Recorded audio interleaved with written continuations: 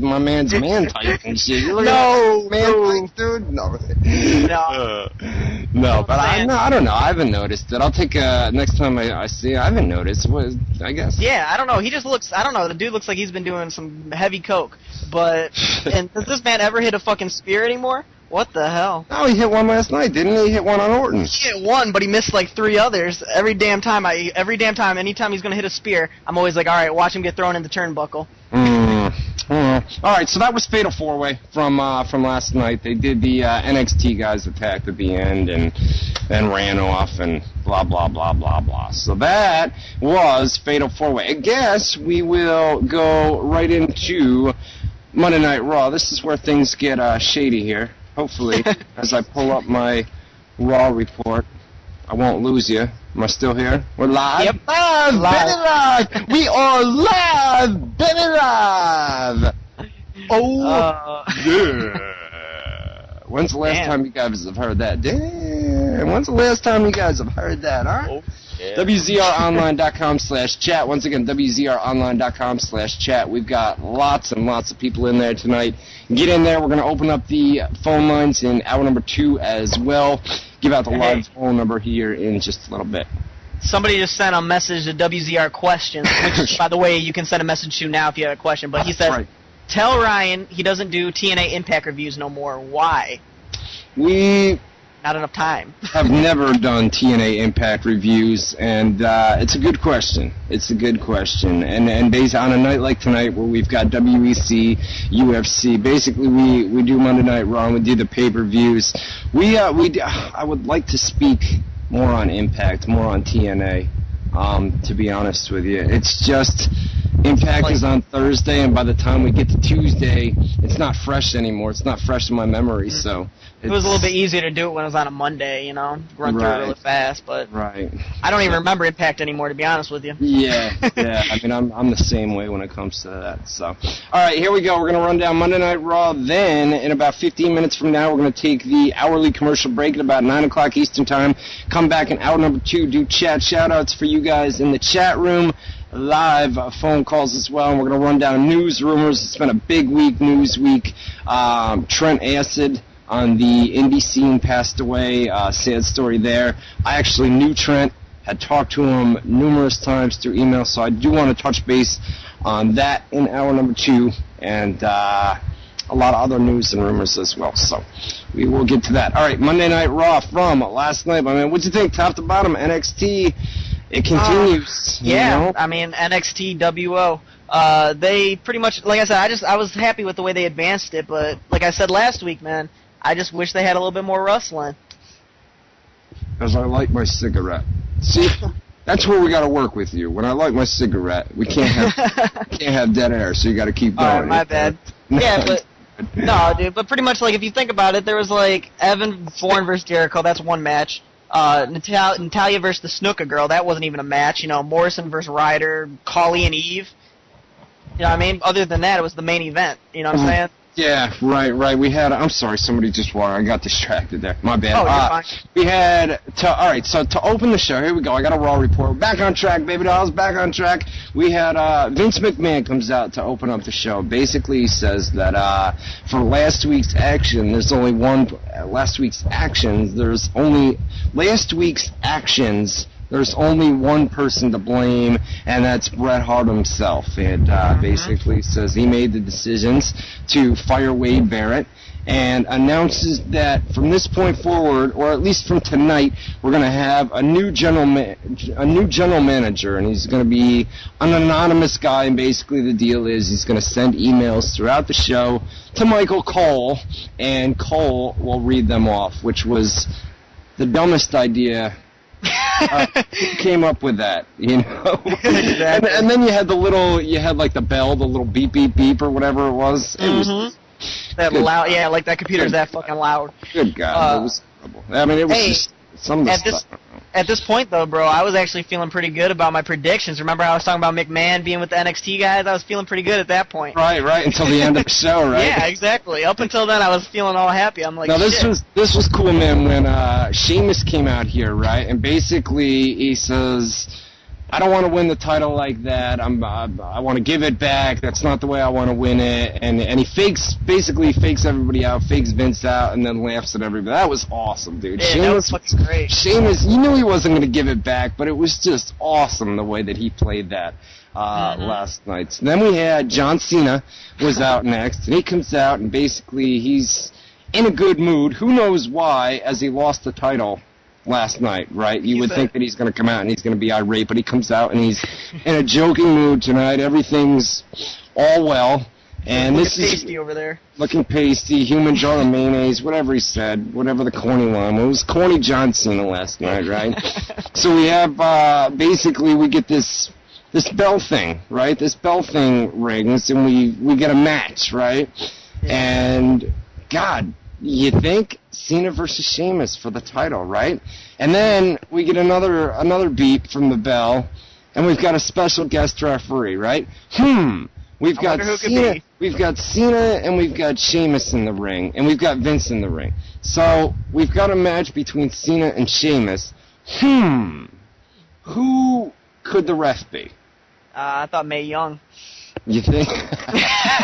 It was a swerve with Mr. McMahon. So we've got Vince McMahon as our guy. It was just that whole thing, that whole segment from top to bottom. It was just, I was talking to somebody on AOL Instant Messenger, and you could call, I don't know. Maybe that's why.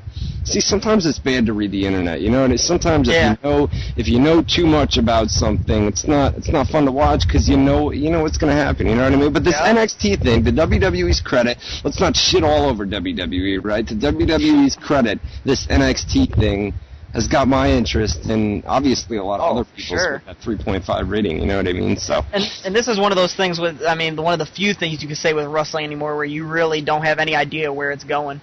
Right. Well, at least that story. And they've got, if you notice, they've got, basically, you've got two major angles, one on Raw and one on SmackDown. You've got the Taker angle over on SmackDown, what's going on there, who attacked Taker, blah, blah, blah, blah, blah, and you've got the Raw angle with the NXT guys. You know what I mean?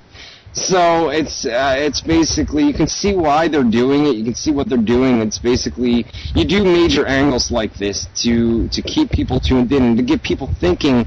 And we haven't had that. We haven't had major angles like this that, have really just major storyline angles like this. We haven't seen that in quite some time, Yeah, without a doubt. So it's good. All right, so back to Monday Night Raw. Then we had our rematch from the pay-per-view, right? Chris Jericho and Evan Bourne.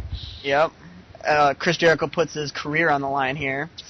This, I was talking to a buddy online. I said, something. Actually, it was our producer, and I said, something's not right here, man, with Chris Jericho putting the career on the line. And I'm thinking, oh man, because I thought he was losing. Why would they have done the stipulation? You know what I mean? It just. They made it seem like, well, something's up with Jericho, and I thought that immediately following Raw, we were going to have this huge breaking story. Chris Jericho leaves WWE. Chris Jericho's suspended from WWE. Something. You know what I mean? It's only TNA. Yeah. TNA's the only people that fire you on the spot with that kind of shit. I expected Jericho to win, but the thing that was great about this match was it made Evan Bourne look strong as hell. Like they let Jericho win, but they didn't, make Bourne look weak, which, just added to his push. Well, and not only that, but you had two competitive matches back to back. You had one at the pay-per-view, and you had one at Monday Night Raw. It wasn't like Chris Jericho went out there. And this is an example of, past angles where a guy like Evan Bourne, a real small guy like that, and a guy like Chris Jericho, Evan Bourne would have been a guy that would have been used to basically elevate Jericho, where Jericho would have came out and squashed him. It would have been over in, in a minute. It would have been done. And this is an example of WWE's basically, new direction where a lot of the guys, we had a report up a couple weeks ago where a lot of the guys that are coming into the business these days are of the smaller nature, and you've got to make people believe that guys like Evan Bourne, small guys, can be main event prospects. You know what I mean? Can be guys that can headline pay-per-views and can be there. And Evan Bourne is really the first major example of that. And I really like it, man. And then to put him in a feud with Chris Jericho, in-ring work, amazing. I mean, this is just, it's a great feud. And then, like I said before, you really got to give Jericho some credit, because I mean, Jericho, he's the type of dude, he don't need a job for anybody. You know what I mean? Right, and I don't think this is over, because they did the stuff after the match where Jericho shoved him down and then walked away. You know what I mean? So maybe we'll see more of this, and some Evan Bourne mic work as well. You know what I mean? We've seen what he can do in ring, and I've known him back. I mean, Matt Sydal back in the days. He's actually his brother, Mike Sydal, is at Ring of Honor right now. Just debuted a couple weeks ago. But Matt Sydal, I remember him from back in the days of Ring of Honor, and just an awesome. I mean, it's great to see him in, I mean, he's up there. You know, he's still a mid-carder, but he's still, I mean, they're elevating him to main event status, I believe. And this angle with Jericho, hopefully it continues, you know? I agree 100%. We had a backstage segment. It was Vince McMahon. He was on the phone with the new general manager, and basically he says he liked the match that was set up tonight, but Vince himself doesn't like surprises, so tells him that needs to end. We had Ted DiBiase. He apologized to Virgil backstage, and then this was interesting. Then fired him, and then we had Maurice. Maurice came in, so it seems like they're going to do something with I guess DiBiase is going to have a valet in Maurice, which is kind of, I don't know. I don't know what to think of that. I don't even know what to think about it either. It might just be a one-and-out thing, but I don't know. They could build a nice little angle with it. Yeah, they didn't do anything further. I mean, that was it, right? They did the backstage segment. Yeah. They came out. Didn't they come out on the stage for a minute? I kind of was doing something during that point. I kind of missed that little point of it, but I don't know.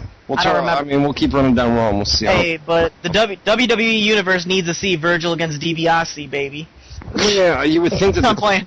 Well, you would think that they would do that match. You know what I mean? I hope not. You would think. I thought.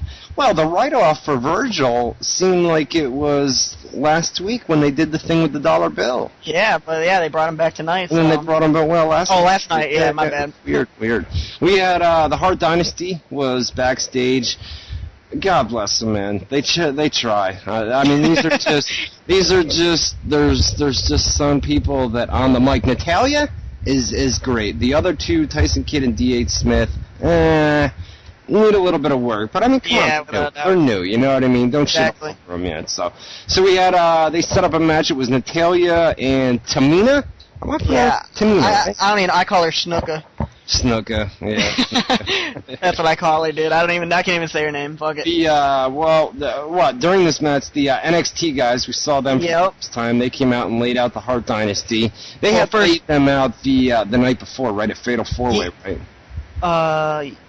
There was there was a backstage segment where they were coming through the backstage. Oh yeah, at the end of the show, yeah. Right. Yeah.